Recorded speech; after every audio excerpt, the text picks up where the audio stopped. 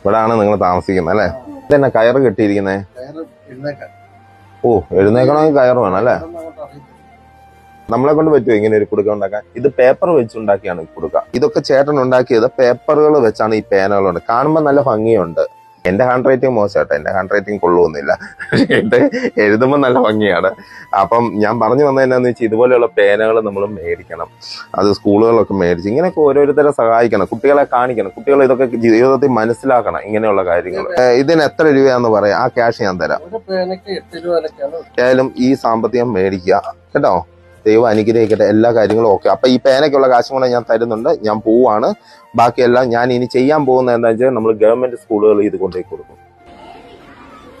എന്തിനാ ഇന്ന് ഇവിടെ വന്നതെന്നറിയോ? നിങ്ങൾക്കൊരു സാധനം തരാൻ വേണ്ടി, ഒരു ഗിഫ്റ്റ് തരാൻ വേണ്ടി.